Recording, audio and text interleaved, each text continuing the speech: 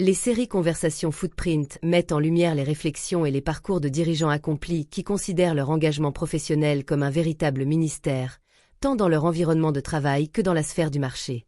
L'édition de cette semaine nous conduit à la partie 3, Risques et récompenses, avec Monsieur Caleb, inspiré du livre de Josué, chapitre 14, versets 6 à 15.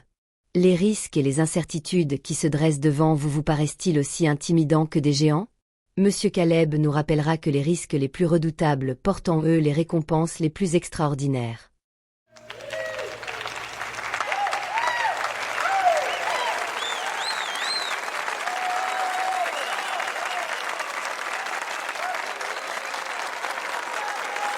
Je suis heureux d'être de retour parmi vous. Je vous remercie pour cette opportunité de partager avec votre auditoire les révélations, les enseignements et les expériences que j'ai reçues du Seigneur. C'est à nous de vous remercier.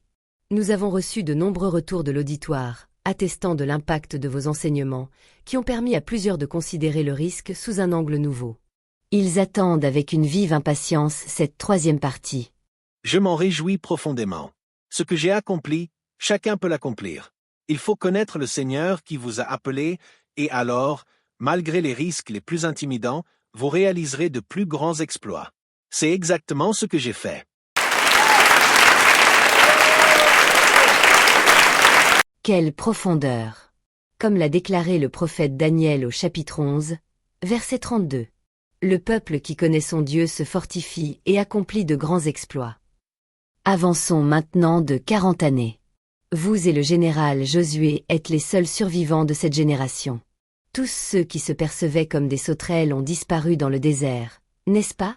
Oui, toutes ces sauterelles sont mortes dans le désert. Savez-vous que, contrairement à eux, j'ai goûté dans mon cœur le lait et le miel, ainsi que les exploits de la victoire sur les géants, 40 ans avant leur accomplissement réel. C'est fascinant. Est-ce pour cette raison que nous lisons, en Josué 14, verset 7, que vous avez rapporté à Moïse un rapport selon votre cœur? Exactement. Je lui ai rapporté une parole issue de mon cœur, et non de ma tête, contrairement aux 10 autres, dominés par la peur et se percevant comme des sauterelles.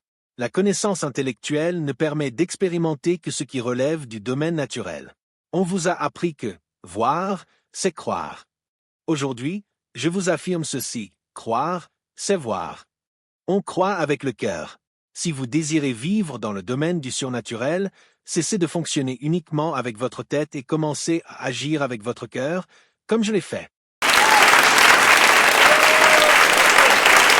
C'est une révélation d'une grande profondeur.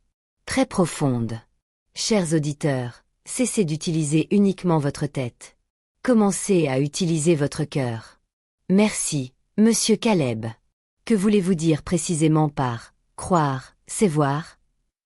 Lorsque vous utilisez votre cœur plutôt que votre tête, vous comprenez que croire, c'est voir. Le cœur est le siège des convictions, de la foi et de la direction spirituelle. J'ai demandé à Josué de me donner la montagne parce que, dans mon cœur, je me voyais déjà, 40 ans plus tôt, en train d'en chasser les géants lorsque nous avions exploré le pays. J'ai vu avec mon cœur la récompense et les exploits bien avant de les contempler de mes yeux. C'est profondément marquant. Est-ce pour cette raison que vous avez eu l'audace de demander la montagne d'Hébron, où vivaient les géants derrière des murailles fortifiées?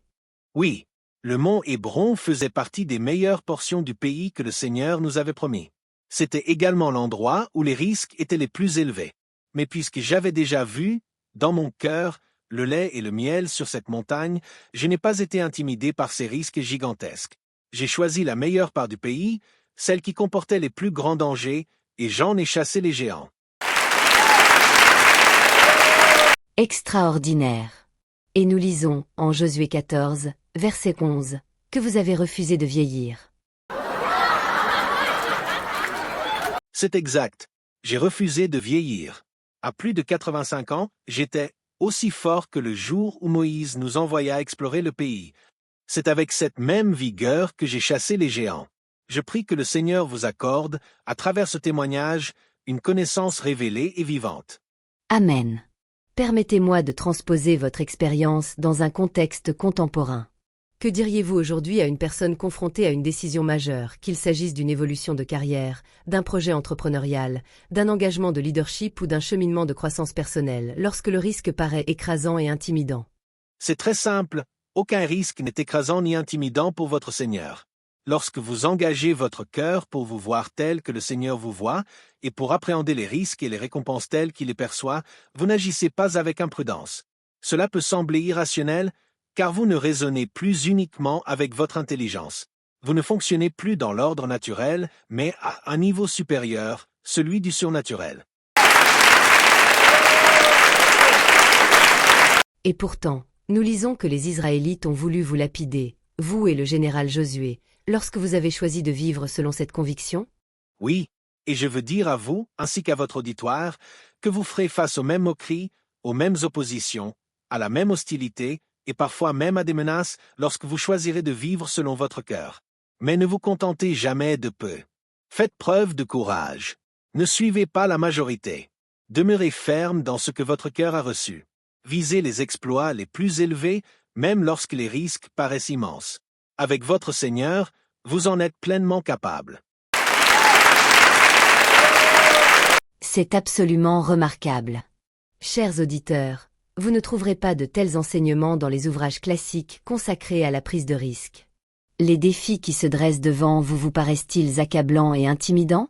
Nous vous invitons à rencontrer M. Caleb à travers les passages bibliques qui vous ont été indiqués. Plongez profondément dans ces textes et marchez à ses côtés dans son expérience. Nous vous l'assurons, votre perception du risque en sera transformée. Vous ne vous contenterez plus de peu. Vous ferez l'expérience de votre montagne, une terre de lait et de miel, d'abondance, de nourriture spirituelle, de prospérité et d'exploits divins. Manifestons à présent notre profonde reconnaissance à M. Caleb.